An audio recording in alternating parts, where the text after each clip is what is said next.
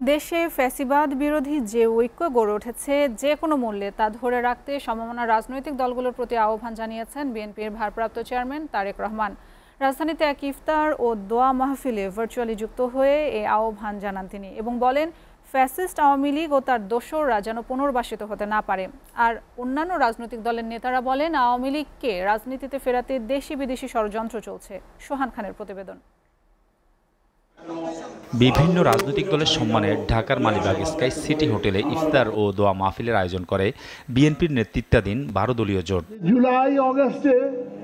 বিগত জুলাই আগস্টে যে ঐক্য আমরা গড়ে তুলেছিলাম তাকে আমরা অক্ষুণ্ণ রাখবো। সংস্কার ও নির্বাচনের পাশাপাশি আওয়ামী লীগকে পুনর্বাসন ইস্যুতে প্রতিক্রিয়া জানান সমমনা রাজনৈতিক দলের নেতারা। বাংলাদেশে কোনো ফ্যাসিবাদ তার স্বপ্ন দেখবে, যদি হয় আমাদের লাশ এবং রক্তের উপর দিয়ে সেটা হবে। যখন আপনার প্রশাসনের মধ্যে থেকে বলা হয় যে আমরা একটা সমঝোতার নির্বাচন করব, তখন এই সমস্ত সংস্কারের নাটক তো অচল হয়ে যাবে, তখন সংস্কার নস্যাৎ হয়ে যাবে, তখন যে মুক্ত অবাধ গণতন্ত্রের চর্চা বলছে তা নস্যাৎ হয়ে যাবে। ওর মধ্যে ষড়যন্ত্র জাল বিছাবে, শক্তি অর্জন করবে।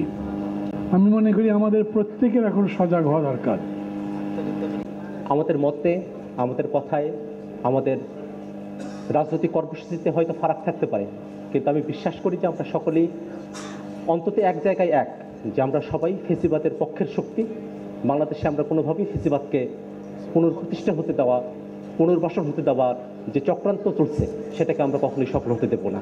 আমাদের সামনে কিছু ঝড় ঝঞ্ঝা বইছে, সেই ঝড় ঝঞ্ঝাকে আজকে আমাদেরকে দূর করতে হবে। সেই জন্য প্রয়োজন জাতীয় ঐক্য আমরা এখন বজায় রাখতে হবে। প্রধান অতিথির বক্তব্যে বিএনপির ভারপ্রাপ্ত চেয়ারম্যান তারেক রহমান সংস্কার ও নির্বাচন বিতর্ক নিয়ে কথা বলেন। গণতন্ত্র বলতে একজন সাধারণ মানুষের কাছে এক কথায় নির্বাচন, নিরপেক্ষ নির্ভয় ভোট দেওয়ার যে সিস্টেম, সেটিকেই গণতন্ত্র বলি আমরা। এই দেশের মানুষের প্রত্যাশিত সংস্কার প্রক্রিয়াকে আমরা সকলে মিলে আলোচনার মাধ্যমে সকলে মিলে বাস্তবায়ন করব। রাজনৈতিক দলগুলোর প্রতি আহ্বান জানিয়ে তিনি ফ্যাসিবাদ বিরোধী গড়ে ওঠা ঐক্যকে আরও শক্তিশালী করার আহ্বান জানান। প্রিয় সহকর্মীবৃন্দ, সম্মানিত রাজনৈতিক নেতৃবৃন্দ, আমাদেরকে যে কোনো মূল্যে ঐক্যকে ধরে রাখতে হবে। এটিই হোক আজকের এই দোয়া মাহফিলের আমাদের শপথ, আমাদের প্রত্যাশা। মতভিন্নতা থাকবে, আমরা বসবো, আলোচনা করব। এমন কিছু আমরা বলবো না, এমন কিছু করা থেকে আমরা বিরত থাকার চেষ্টা করব, যাতে করে কোনোভাবেই স্বৈরাচার বা তার প্রেতাত্মারা আবার এদেশের মানুষের কাঁধে চেপে বসতে পারে। সোহান খান, এসিটিভি, ঢাকা।